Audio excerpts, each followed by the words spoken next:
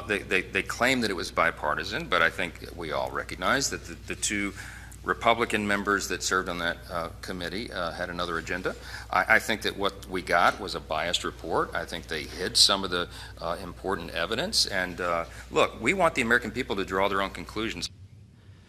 And they will, by hearing conversations like these. So I want you to react or respond the way that you see fit. But knowing that Mike Johnson tried to help overturn the 2020 election results in writing that amicus brief on the Texas case, what is he trying to do here? You know, it's really deeply disappointing that the Speaker of the House is trying to shield people who actually attacked the House and the Capitol physically on January 6th. But it isn't surprising. As you said, he was a part of one of the efforts to overturn the outcome of a free and fair election. But it should underscore for Americans the importance of this coming election. Imagine if on January 6th we have a Speaker Johnson with the gavel and he's able to delay the certification of presidential, which was what they tried to do on January 6th. The purpose was to delay the certification. I think we'd be in a lot of trouble as a democracy. And so, you know, we are seeing signs all over the place how important this next election is. And I know everybody always says this is the most important election. Every 4 years. Every 4 years.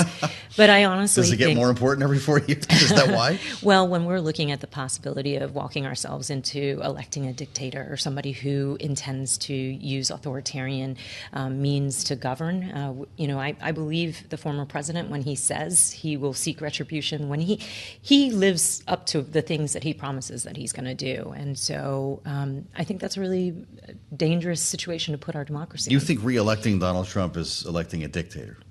He has made statements about how he plans on using his power, about how he plans on changing the Department of Justice, about how he plans on going after political opponents. You think it meets that definition?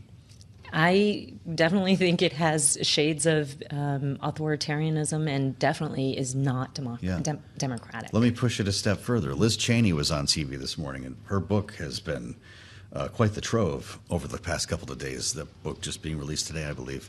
She was asked by NBC News if Donald Trump was elected, if he would ever leave, if he would attempt to overstay his term.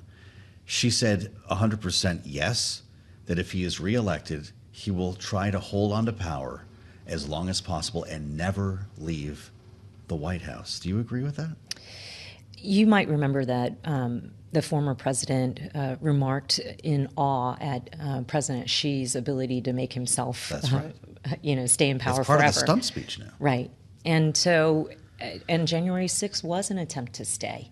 The difference was that there were people involved who stood up to him, Republicans primarily, who wouldn't let their commitment to him override their commitment to this country. I'm not sure we'll be so lucky the next time. Must be strange for you to rationalize the work that you did on the January 6th committee as a career-defining moment. You can correct me if I'm wrong. You've been lauded for it. You'll be awarded again for it tomorrow in New York. To rationalize that with what you're hearing from the Speaker of the House today was such an extreme contrast. You know, to me, my service on January 6th was a patriotic thing to do. I love this country, and you fight hard in campaigns for your team to win, but when you don't, you accept the loss and you have a peaceful transfer of power. That's core to maintaining our democracy, is a peaceful transfer of power. And I couldn't believe that as somebody who had escaped a country that made political transitions through violence, that I found myself on January 6th hiding in the basement of the Capitol while my fellow Americans ransacked the building in an effort to overturn the elections.